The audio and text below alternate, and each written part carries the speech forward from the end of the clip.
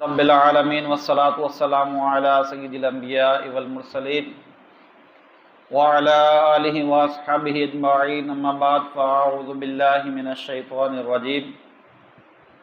بسم اللہ الرحمن الرحیم۔ یا ایہا الذین آمنوا اذا جاءکم المؤمنات مہاجرات فامتحنوہن اللہ اعلم بایمانہن فَإِنْ عَلِمْتُمُوهُنَّ مُؤْمِنَاتٍ فَلَا تَرْجِعُوهُنَّ إِلَى الْكُفَّارِ لَا هُنَّ حِلٌّ لَهُمْ وَلَا هُمْ يَحِلُّونَ لَهُنَّ وَآتُوهُمْ مَا أَنفَقُوا وَلَا جُنَاحَ عَلَيْكُمْ أَن تَنكِحُوهُنَّ إِذَا آتَيْتُمُوهُنَّ أُجُورَهُنَّ وَلَا تُمْسِكُوا بِعِصَمِ الْكَوَافِرِ وَاسْأَلُوا مَا أَنفَقْتُمْ وَلْيَسْأَلُوا مَا أَنفَقُوا ذالکم حکم اللہ یحکم بینکم واللہ علیم حکیم۔ اے ایمان والو، جب تمہارے پاس مسلمان عورتیں کفرستان سے اپنے گھر چھوڑ کر آئیں تو ان کا امتحان کر لو۔ اللہ ان کے ایمان کا حال بہتر جانتا ہے۔ پھر اگر وہ تمہیں ایمان والیاں معلوم ہوں تو انہیں کافروں کو واپس نہ دو، نہ یہ انہیں حلال نہ وہ انہیں حلال، اور ان کے کافر شوہروں کو دے دو جو ان کا خرچ ہو، اور تم پر کچھ گناہ نہیں کہ ان سے نکاح کر لو جب ان کے مہر انہیں دو، اور کافریوں کے نکاح پر جمع نہ رہو، اور مانگ لو جو تمہارا خرچ ہوا، اور کافر مانگ لے جو انہوں نے خرچ کیا۔ یہ اللہ کا حکم ہے، وہ تم میں فیصلہ فرماتا ہے، اور اللہ علم و حکمت والا ہے۔ اے ایمان والو، جب تمہارے پاس مسلمان عورتیں کفرستان سے اپنے گھر چھوڑ کر آئیں تو ان کا امتحان کر لو۔ اللہ ان کے ایمان کا حال بہتر جانتا ہے۔ پھر اگر وہ تمہیں ایمان والیاں معلوم ہوں تو انہیں کافروں کی طرف واپس نہ لوٹاؤ۔ نہ یہ ان کافروں کے لیے حلال ہیں، اور نہ وہ کافر ان کے لیے حلال ہیں، اور ان کے کافر شوہروں کو وہ حق مہر دے دو جو انہوں نے خرچ کیا ہو، اور تم پر کچھ گناہ نہیں کہ ان سے نکاح کر لو جب ان کے مہر انہیں دو، اور کافر عورتوں کے نکاح پر نہ جمے رہو، اور وہ مانگ لو جو تم نے خرچ کیا ہو، اور کافر مانگ لیں جو انہوں نے خرچ کیا۔ یہ اللہ کا حکم ہے، وہ تم میں فیصلہ فرماتا ہے، اور اللہ بہت علم والا، بڑا حکمت والا ہے۔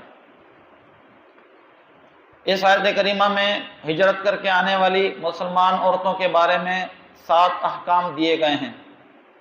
نمبر 1، اے ایمان والو، جب کفرستان سے مسلمان عورتیں اپنے گھر چھوڑ کر تمہارے پاس آئیں تو ان کی جانچ کر لیا کرو کہ ان کی ہجرت خالص دین کے لیے ہے۔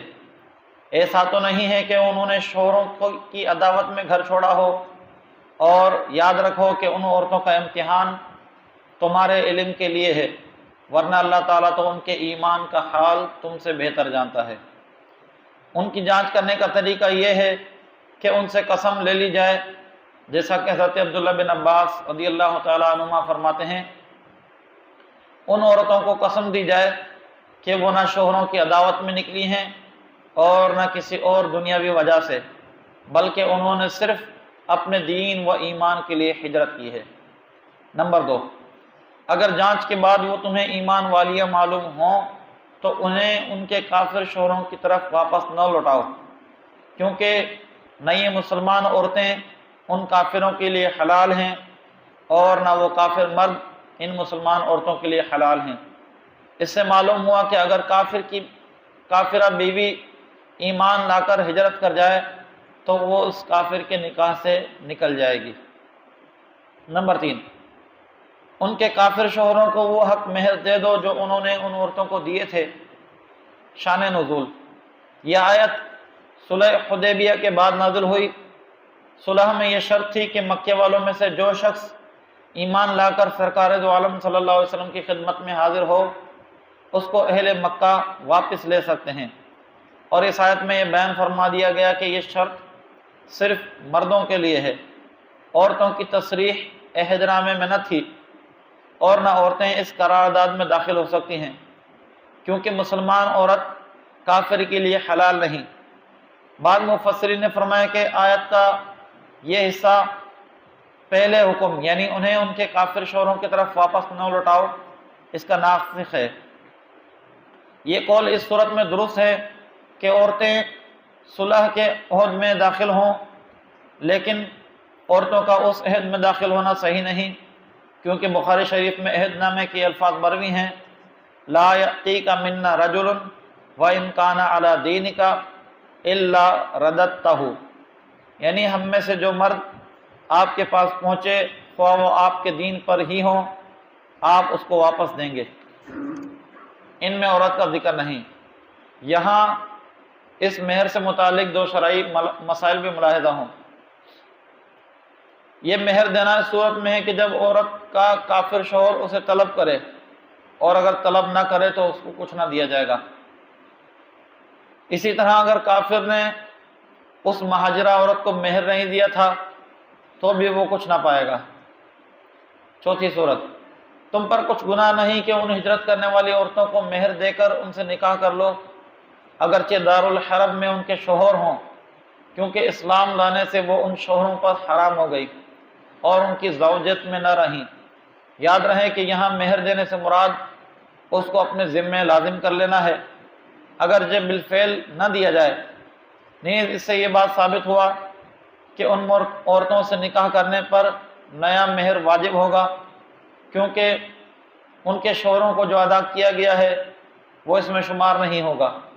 گویا یہاں دو قسم کی رقم دینا ہوگی، ایک سابقہ کافر شوہر کو اور دوسری بطور مہر عورت کو۔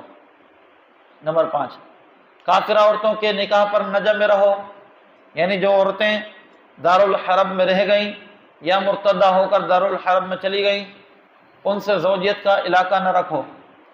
چنانچہ یہ آیت نازل ہونے کے بعد رسول کریم صلی اللہ علیہ وسلم کے صحابہ کرام رضی اللہ تعالیٰ عنہم نے ان کافرہ عورتوں کو طلاق دے دی جو مکہ مکرمہ میں تھیں۔ یہاں یہ مسئلہ یاد رہے کہ اگر مسلمان کی عورت معاذ اللہ مرتدہ ہو جائے تو وہ اس کے نکاح سے باہر نہ ہوگی، البتہ عورت کے مسلمان ہونے کے بعد دوبارہ اسی شوہر سے نکاح ضرور پڑھایا جائے گا۔ نمبر 6، ان عورتوں کو تم نے جو مہر دیے تھے وہ ان کافروں سے وصول کر لو جنہوں نے ان سے نکاح کیا۔ نمبر 7، کافروں کی جو عورتیں ہجرت کر کے دارالاسلام میں چلی آئیں، ان پر کافروں نے جو خرچ کیا وہ ان مسلمانوں سے مانگ لیں جنہوں نے ان عورتوں سے نکاح کیا۔ آیت کے آخر میں ارشاد فرمایا گیا کہ یہاں جو احکام دیے یہ اللہ تعالیٰ کا حکم ہے، وہ تمہارے درمیان فیصلہ فرماتا ہے، اور اللہ تعالیٰ علم والا حکمت والا ہے۔ اللہ رب العالمین کی بارگاہ میں دعا ہے جو کچھ سنا اسے یاد رکھنا ہے، اس کے مطابق عمل کرنے کی توفیق عطا فرمائے۔ آمین۔ وما علینا الا البلاغ المبین۔